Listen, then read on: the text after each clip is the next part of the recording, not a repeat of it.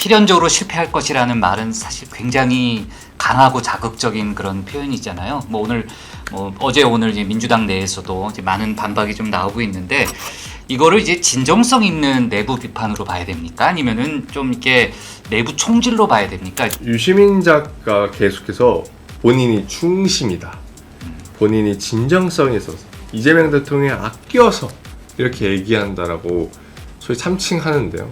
어제로 통해서 드러나는 건 다 참칭이었다.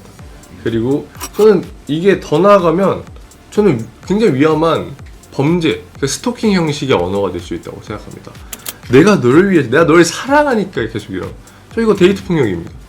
이거에 대해서 단호하게 끊어낼 필요가 있다. 두 번째로는 그럼 정말 사랑하는 거라면 근거가 있어야죠. 혹은 근거를 구할 수 없다면 어떻게든 구했어야죠. 이재명 대통령 잘못 가고 있어. 그 근거 모르겠는데 나도 여러분들 똑같이 오픈된 정보로만 판단해요. 이게 말이 됩니까? 본인 말 안 듣는 이재명 대통령이 짜증나고 밉다는 거 아니겠습니까? 저는 이렇게밖에 안 보여서 더 이상 그만 이재명 대통령 위한다는 소리 하시고, 좋은 타이틀은 다 본인이 가져가고 싫은 소리는 이재명 대통령에게 일방적으로 내쫓고 있는 거 아니겠습니까? 본인도 정치인으로서 플레이로서 뛰어드십시오. 그렇게 해서 시민들과 국민들을 설득해 보십시오. 안 될 거라고 생각하니까 계속해서 본인의 진영의 속에서 갇혀 계신 것 아닌지 이렇게 묻고 싶습니다. 특히 청년 세대와 단절되고 있는 민주당에 대해서 일하고 싶었습니다. 전혀 소통이 안 됐습니다. 주변에서 몇몇 분들이 정청래 전 대표와 전화통화 시켜주려고 무단히 노력했습니다. 실제로 한 적도 있습니다. 아무것도 없습니다. 어떤 의견 수합, 의견 취합 없습니다. 그러면 일단 근본적으로 정청래 전 대표와 일을 할 수는 없겠다는 생각이 많이 듭니다. 민주당 상황 좀 여쭤볼게요. 이제 오늘부터 이제 후보 등록이 시작이 됐고 이제 어느 정도 이제 구도가 다 짜여졌는데 사실 뭐 민주당 일각에서는 우리 당에는 개파가 없다 뭐 이렇게 주장하시는 분들이 물론 일부 있습니다만 저 같은 이제 외부 사람이 봤을 때는 야 개파 갈등 너무 심한 거 아니냐 뭐 이런 느낌이 사실 들거든요. 지금 약간 이제 국민의힘이 조금 이제 지리멸렬했던 그런 상황 속에서 지금 이제 여당 내에서 이재명 정부와 대립각을 세우는 개파 내지 세력이 존재한다 이렇게 보고 계신가요? 개파가 있죠. 네. 개파가 왜 없습니까? 그게 지금 사실은 윤석열이라고 하는 내란 정권을 상대해 오면서 사실 민주당이 단일되어야만 했었고, 그러면서 사실은 민주당에 생긴 언어적 습관이 저는 이제 탈개파라고 생각을 하는데요. 뭐 실제로 이재명 대표를 필두로 민주당이 단일대회 해왔으니까요. 근데 지금은 집권 여당입니다. 그러면 집권 여당이 어떠한 정치적, 정책적 아젠다를 가지고 나아가야 될지는 이제는 치열하게 논쟁해야 되고 논의해야 될 때입니다. 그럼 자연스럽게 개파가 나뉠 수밖에 없습니다. 왜냐하면 몇 명의 정치적 리더를 두고 생각이 갈릴 거고, 그러면 그 각자의 생각에 동의하는 정치인들이 탄생할 수밖에 없습니다. 그럼 당연히 저는 우리 사회가 너무 개파를 안 좋게 보는 거 아닌가. 자연스럽게 민주당이 어떻게 나아가야 되는가. 이재명 대통령의 실용주의 민주당 그리고 중도보수 민주당이 맞다고 생각하는 정치인들이 민주당에 있을 것이고, 아니다, 민주당이 지금까지 해온 더 진보적인 아젠다로 나아가야 된다라고 생각하는 분이 있을 수 있고, 혹은 이 모든 것을 다 빼놓고 오직 검찰개혁 하나만을 외치면서 가는 개파가 탄생할 수 있습니다. 제가 보기엔 지금 이재명 대통령의 이 실용기조에 발맞춰가는 개파와 검찰개혁 하나만을 외치는 이 개파, 이렇게 전 두 개가 있다고 봅니다. 그러한 측면에서 지금 어제 유시민 작가의 매불쇼 방송을 통해서 구체화됐다고 생각합니다. 검찰개혁 하나만을 두고 대통령이 필연적으로 망할 것이다 라고 저주를 퍼붓는 개파가 하나 생겼고, 이재명 대통령과 함께 대한민국을 미래로 나아가게 만들겠다고 하는 개파가 하나 생겼다고 생각합니다. 여기에 대해서 저는 민주당이 지금 정계 개편이 이루어지고 있다. 그런 측면에서 이번 정당대회는 정계 개편이 제대로 이루어져서 정말 민주당이 제대로 일하는, 이기는 민주당, 유능한 민주당, 그리고 진격의 민주당으로 나아갈 수 있는 그런 정계 개편이 진행될 거라고 생각합니다. 네, 지금 이제 유시민 작가 말씀을 하셨는데 이제 그 필연적으로 실패할 것이라는 말은 사실 굉장히 강하고 자극적인 그런 표현이잖아요. 뭐 어제 오늘 이제 민주당 내에서도 이제 많은 반박이 좀 나오고 있는데 이거를 이제 진정성 있는 내부 비판으로 봐야 됩니까? 아니면은 좀 이렇게 내부 총질로 봐야 됩니까? 그러니까 뭐 박지원 의원 같은 경우는 뭐 DJ 5년 내내 괴롭혔는데 또 그러던 거 아니냐 뭐 이런 식의 뭐 지금 언급도 하시고 했는데, 개인적으로 유시민 그 작가의 이런 어떤 비판 발언에 대해서 어떻게 평가하고 계신가요? 일단 유시민 작가 계속해서 본인이 충심이다. 본인이 진정성이 있어서 이재명 대통령이 아껴서 이렇게 얘기한다라고 소위 참칭하는데요. 어제로 통해서 드러나는 건 다 참칭이었다. 그리고 저는 이게 더 나아가면 저는 굉장히 위험한 범죄, 스토킹 형식의 언어가 될 수 있다고 생각합니다.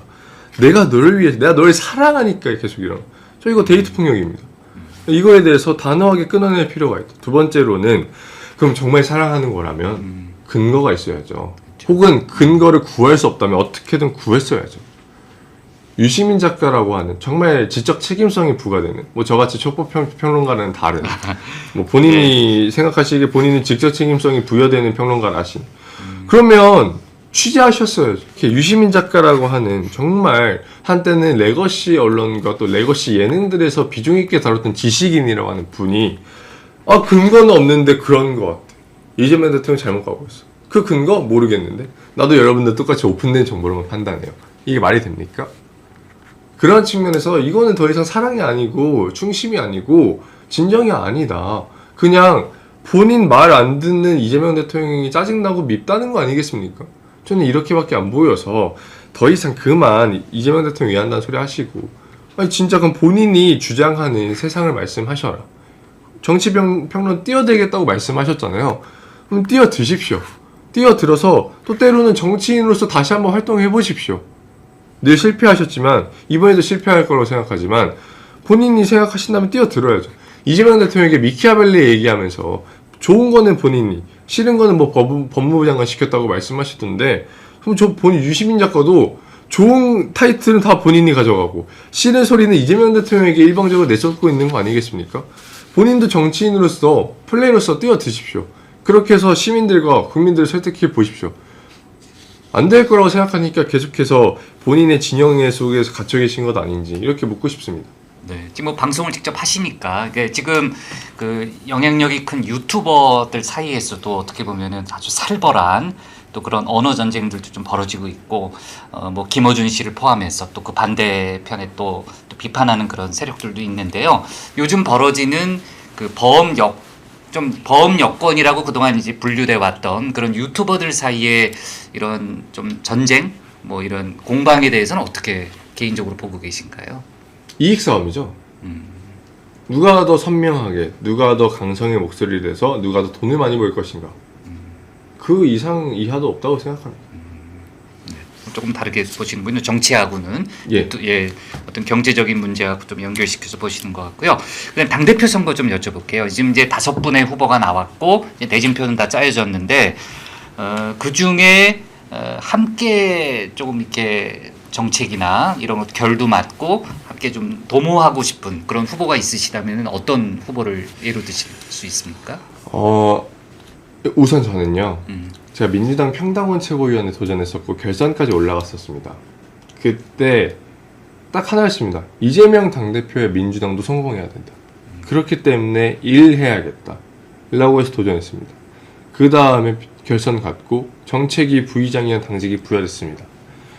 단 한 번도 정책실에서 연락받은 바 없습니다. 의견 수합한 적 없습니다. 그랬더니 알고 보니 의원총회에서도 의견을 수합한 적이 없다고 하더라고요. 그러니 정책위 부의장에게 의견을 수합했겠습니다. 저는 일하고 싶었던 사람입니다. 누구보다 일하고 싶었던 사람입니다. 특히 청년 세대와 단절되고 있는 민주당에 대해서 일하고 싶었습니다. 전혀 소통이 안 됐습니다. 주변에서 몇몇 분들이 정청래 전 대표와 전화통화 시켜주려고 무단히 노력했습니다. 실제로 한 적도 있습니다.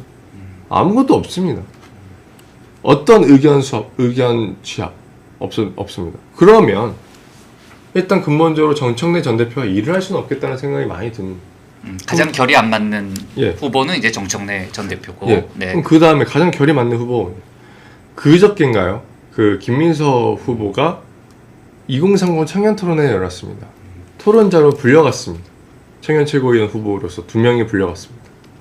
발언했습니다. 한 14분 동안 발언했는데요. 그때 오늘 말씀드린 이런 내용들을 주로 말씀드렸어요. 문화전쟁 해야 된다. 진기억해야 된다. 청년 세대에 다가가 설득해야 된다. 설득하고 설명해서 왜 민주당이 지금 정권을 잡아야 되는지 혹은 투표를 해야 되는지 권한이 있어야 되는지 설득해야 된다. 말씀드렸습니다. 그러면서 당에 뭐 블루웨이브라는 전략이 필요하다. 홍보당직자부터 보좌진까지 한 묶음으로 협의체를 묶어서 시간 써야 되고 자원 써야 되고 때로는 돈까지 써야 된다. 홍보전서 만들어야 된다. 이 모든 걸 어제 4대 혁신안을 발표하시는데 언급을 해가시면서 말씀하시는 거예요. 이 모든 실체적, 구체적 실행안들을 감동을 받겠습니까? 안 받겠습니까?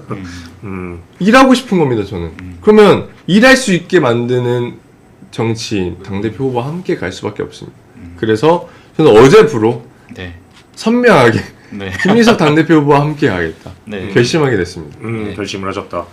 근데 고민정 당대표 후보를 언급을 좀 해야 될 것 같은데 네. 고민정 후보가 젊은 정당으로 혁신을 기치로 걸었어요. 네. 그래서 민주당이 청년들의 외면을 받고 있다는 문제의식 자체는 후보님과 언뜻 비슷한 면이 있어 보이는데 이 고민정 후보와 추구하는 바가 뭐 비슷하다고 봐야 될까요? 좀 결이 다르다고 봐야 될까요? 저는 고민정 당대표 후보님이 요즘 내신 메시지가 굉장히 괜찮다고 생각을 합니다.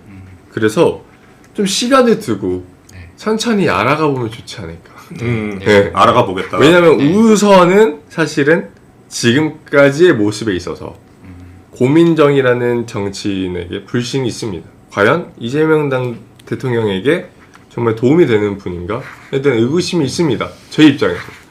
근데 최근에 내는 메시지에 대해서는 굉장히 긍정적인 부분을 많이 봅니다. 그런 의미에서 어떻게 보면 사실은 문재인 대통령과 이재명 대통령의 회담이 있는 뒤로부터 더더욱 고민정 후보님의 메시지에 선명성이 좀 생겼고 어떻게 보면 충분히 같이 갈 수 있겠다라는 생각도 듭니다. 그러면 우선은 시간을 두고 정말 서로의 방향성에 대해서 치열하게 논의하고 논쟁하고 토론하면서 지내다 보면 어떻게 보면 같이 갈 수 있는 동요가 될 수 있겠다는 생각합니다. 왜냐면요 이재명 정부부터 지금 민주당까지 보수로의 외연 확장도 가지고 김용남 후보까지도 받아들이고 때로는 정부는 규제혁신위원장의 이병태 교수까지도 받아들여 노력을 했었던 입장에서 이 진영 내 작은 차이가 어떠한 의미가 있겠습니까?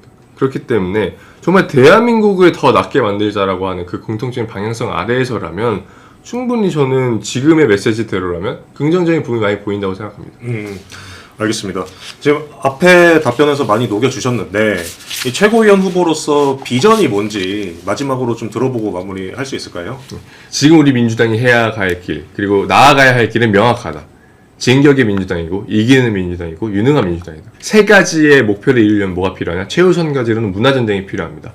그럼 문화전쟁이 필요하면 뭐가 필요하냐? 당의 모든 자원과 인력과 그리고 모든 할 수 있는 역량들을 총동원해서 문화전선을 구축해야 된다. 그러려면 당의 시스템과 구조를 만들어야 되기 때문에 권한이 필요하다. 그렇기 때문에 최고위원으로서의 출마가 명확하게 필요했고 당원 여러분들께서 선출해 주신다면 반드시 이뤄내겠다고 설명드리고요. 최고위원이 된 다음에는 정말 효능감을 보여드리겠습니다. 지금까지 당원분들이 하나하나 팩트체크하고 허위정보에 대해서 대응하고 국민의힘의 공격에 대해서 대응했어야만 했습니다. 그래서 잠실 선관위 사태 때 팩트체크 영상을 제가 바로 올렸었는데 총 1,500만의 조회수가 나왔습니다. 그 이유는 당원분들로 하여금 공유하고 싶은 그 수요를 제가 충족했다고 보는 겁니다. 왜 공유하고 싶었어? 공유해야만 했는가? 내 지인, 내 가족이 그 음모론에 빨려 들어가고 있었기 때문입니다. 그러면 민주당은 이 부분에 전선을 구축해놓고 그리고 나서 민주당이 가장 앞장서서 이 사안에 대해서 설명하고 설득하고 해명하고 또 때로는 프레임을 만들어서 공격하면 그러면 당원분들이 그만큼 효능감을 느낄 일이 없다.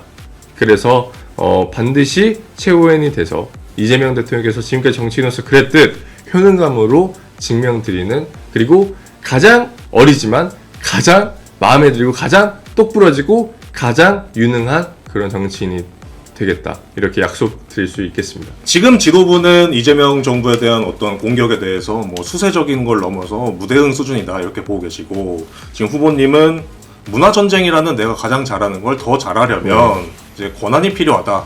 그러니까 날 뽑아주셔라. 이렇게 네. 좀 정리하면 될까요? 맞습니다.